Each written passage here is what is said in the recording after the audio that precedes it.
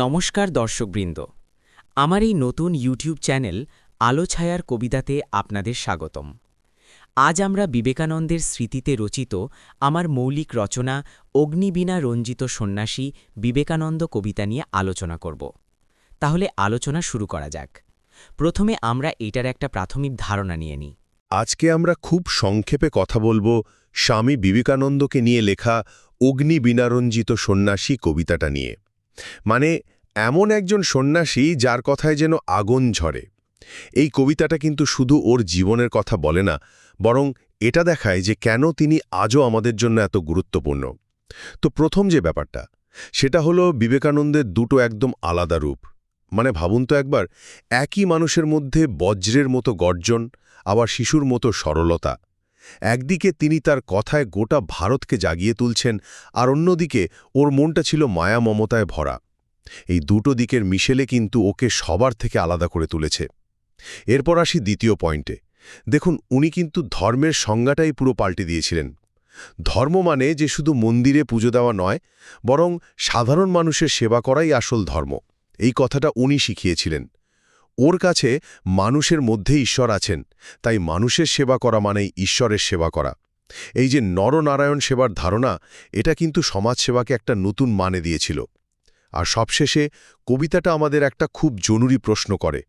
আজকের দিনে, বুঝলেন তো, যখন এত বিভেদ, এত সমস্যা, তখন আমরা কি বিবেকানন্দের সেই আত্মবিশ্বাসের বাণীটা সত্যি মনে রেখেছি? কবিতাটা যেন আমাদের নতুন করে জাগিয়ে তুলতে চায়, বলতে চায় যে ওর দেখানো পথে চলার সময়টা এখনও শেষ হয়ে যায়নি। আসলে এই কবিতাটা বিবেকানন্দকে শুধু একজন ঐতিহাসিক চরিত্র হিসেবে দেখায় না, বরং ভারতের জন্য এক চিরকালীন জাগরণের মন্ত্র হিসেবে তুলে ধরে।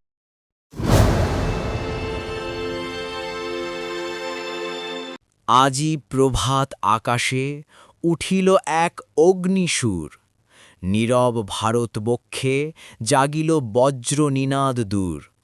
উদিত প্রভাতে জেগে ওঠে ভারত মাতা গর্ভে, বলে এসেছিল আমার বুকে এক অগ্নি সন্তান রবে।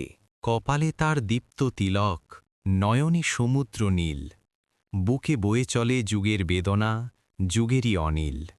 তব বাণী সঙ্গে গঙ্গার স্রোতে, শঙ্খ নদীর কলধ্বনিতে, জাগে ভারত, জাগে নবজাগরণের পথে। তার জন্মে উঠেছিল দীপ্ত শিখা। সংস্কার, ধর্ম, প্রেম সব এক মোহনায় টানিয়াছিল দৃঢ় রেখা। না কেবল সন্ন্যাসী, না কেবল কণ্ঠ, তিনি ঝড়ের মতো উদ্দাম, আবার শিশুর মতো মৃদু স্পর্শ।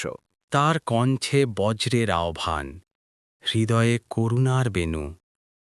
বিশ্বমঞ্চে উঠিয়া কহিলেন, নরেই নারায়ণ রেণু।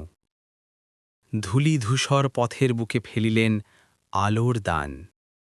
দীন দরিদ্রের চোখে জ্বালালেন ঈশ্বরের সন্ধান। শিখিয়েছিলে, ধর্ম নয় কেবল পুজো প্রার্থনা, ধর্ম মানে কর্ম, প্রেম আর আত্মসম্মানের ভাষা।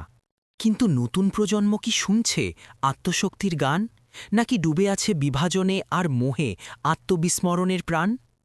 আজ তার জন্মতিথিতে হে নবীন ভারত বীণা, স্পর্শ করুক নতুন সুরে জাগরণ মন্ত্রলীনা।